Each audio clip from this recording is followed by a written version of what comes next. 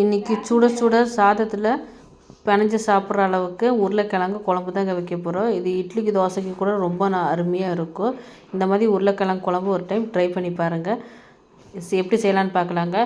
அடுப்பில் சட்டி வச்சுக்கலாங்க. 3 ஸ்பூன் எண்ணெய் ஊற்றிக்கலாம். கடுகு 1 ஸ்பூன் ஆட்டம் கடுகு சேர்த்திக்கிறேன்.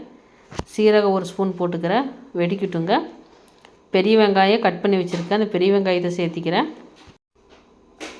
ஒரு பெரிய வெங்காயம் தான் கட் பண்ணி வச்சுருந்தேன், அதை தான் சேர்த்திக்கிட்டாங்க. அடுத்து கருவேப்பிலை தழை கொஞ்சமாக சேர்த்திக்கிறேன். சேர்த்து அப்படியே வணக்கி விட்டுக்கலாங்க. அப்படியே கொஞ்சம் கலர் மாதிரி வரட்டும். தீ அப்படியே கொஞ்சம் குறைச்சி வச்சுக்கலாம். அப்படியே வணங்கி வரட்டும். இந்த குழம்புக்கு சின்ன வெங்காயம் போட்டாலும் இன்னும் டேஸ்ட் ரொம்ப நல்லாயிருக்குங்க. பெரிய வெங்காயம் போட்டாலும் நல்லாயிருக்கும். போட்டு அப்படியே வணக்கிக்கலாங்க. வணங்கட்டும். வெங்காயம் அப்படியே கலர் மாறினா போதும். வரமிளகாய் சேர்த்திக்கிறேன். வரமிளகாய் ஒரு 3 வரமிளகாய் சேர்த்திக்கிறேன். 3 வரமிளகாய் சேர்த்தி அப்படியே வணக்கிக்கலாம். தக்காளி கட் பண்ணி சேர்த்திக்கிறேன்.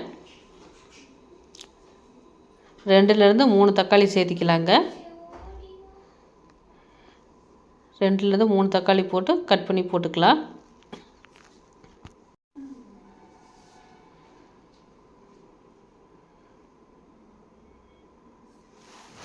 நல்லா தக்காளியால் கட் பண்ணி போட்டாச்சுங்க. அப்படியே வணங்கட்டும்.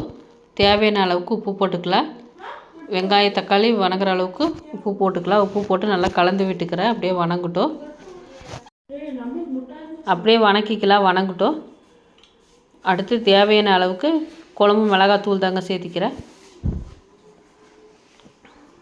1 ஸ்பூன் ஆட்டம் குழம்பு மிளகாத்தூள் சேர்த்திக்கிறேன். ஏற்கனவே வரமிளகா போட்டிருக்கேன், காரமாக இருக்கும். அதனால் தேவையான அளவுக்கு மிளகாத்தூள் சேர்த்துனா போதும்.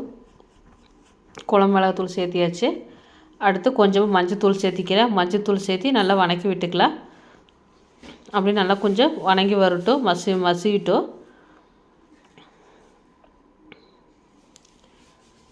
தீ குறைச்சே வச்சுக்கலாங்க. நல்லா அப்படியே தக்காளியில் நல்லா வெந்து வந்துருச்சு பாருங்கள். அடுத்து உருளைக்கிழங்கு பார்த்திங்கன்னா 3 பெரிய உருளைக்கிழங்கு வேக வச்சு தோல் உரித்து வச்சுருக்கேன். உரித்து நல்லா மசித்து வச்சுருக்கேன். அதை சேர்த்திக்கிறேன். 4 பெரிய உருளைக்கிழங்கு கணக்காக இருக்கும். வேக வச்சு தொளிச்சு வச்சுருக்கேன். அதை சேர்த்தியாச்சு. நல்லா கலந்து விட்டுட்டு கொஞ்சமாக தண்ணி விட்டுக்கிறேன். உருளைக்கிழங்கு வேக வச்சு தண்ணியை தாங்க விட்டுக்கிறேன். விட்டு நல்லா கலந்து விட்டுக்கிறேன்.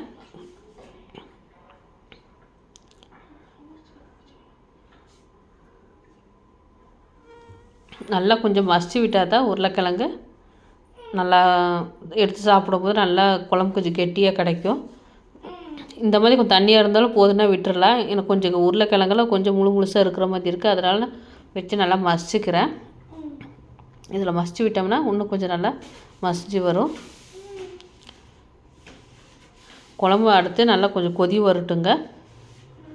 அப்புறம் நல்லா கொதி வந்துருச்சு குழம்பு. மல்லித்தழை தூவிக்கிறேன். மல்லித்தழை தூவி ஒரு 10 நிமிஷம் மட்டும் சிம்லேயே கொதிச்சதுன்னா குழம்பு ரெடி ஆகிருங்க. பாருங்கள், உருளைக்கிழங்கு குழம்பு ரெடி ஆயிடுச்சு. சுட சுட உருளைக்கிழங்கு குழம்பு ரெடி ஆயிடுச்சு.